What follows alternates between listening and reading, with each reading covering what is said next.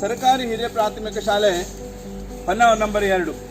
ಇವತ್ತು ನಾವು Sharavati eco club ಹೇಳ್ತಕ್ಕಂಥ ಒಂದು ವಿದ್ಯಾರ್ಥಿ ಸಂಘಟನೆ ಇವತ್ತು ಈ ಮರದ ತೊಪ್ಪಲಿನಲ್ಲಿ ಬಂದಿದೆ.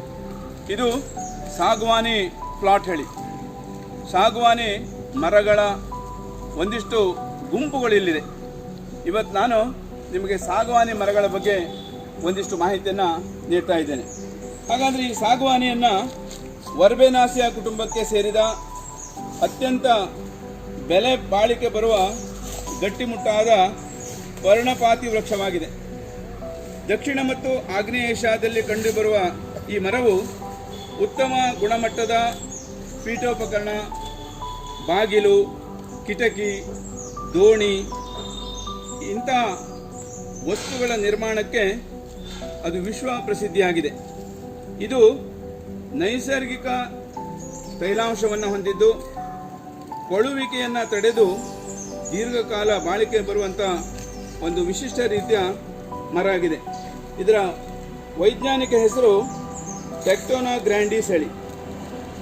ಇದು ಉಷ್ಣವಲಯ ಮತ್ತು ಆರ್ದ್ರ ವಾತಾವರಣ ಮತ್ತು ಚೆನ್ನಾಗಿ ಬರಿದಾಗುವ ಫಲವತ್ತಾದ ಮಣ್ಣಿನಲ್ಲಿ ಮಾತ್ರ ಇದು ವಿಶೇಷವಾಗಿ ಬೆಳೀತದೆ. ನಮ್ಮ ಕರ್ನಾಟಕದ ದಾಂಡೇಲಿ, ಯಲ್ಲಾಪುರ, ಅದೇ ರೀತಿ ಕಾಕನಕೋಟೆ ಮತ್ತು ಹುಣಸೂರು ಈ 4 ಪ್ರದೇಶಗಳಲ್ಲಿ ಇದು ಹೆಚ್ಚಾಗಿ ಕಂಡುಬರ್ತದೆ. ಇದು ನೈಸರ್ಗಿಕ ಎಣ್ಣೆಯಿಂದಾಗಿ ಇರುಳು, ಗೆದ್ದಲು ಮತ್ತು ಕೊಳೆತವನ್ನು ತಡೆಯತಕ್ಕಂಥ ಶಕ್ತಿ ಈ ಮರಕ್ಕಿದೆ. ಮಕ್ಕಳೇ, ಇಲ್ಲಿ ನೋಡಿ, ಸುಮಾರು 20 ರಿಂದ 25 ವರ್ಷದ ಮರ ಇದಾಗಿದೆ. ಇದು ತುಂಬ ಬಾಳಿಕೆ ಬರ್ತಕ್ಕಂಥ ಮರ. ಈ 20 ರಿಂದ 25 ವರ್ಷದ ನಂತರ ಈ ಮರವನ್ನು ಕಟಾವಣೆ ಮಾಡ್ತಾರೆ.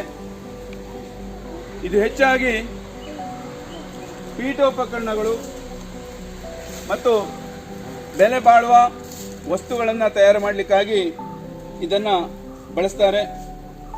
ಈ ಉತ್ತಮ ಗುಣಮಟ್ಟದ ಸಾಗುವಾನಿ ಮರಗಳಿಗೆ ಮಾರುಕಟ್ಟೆಯಲ್ಲಿ ಹೆಚ್ಚಿನ ಬೇಡಿಕೆ ಇದೆ.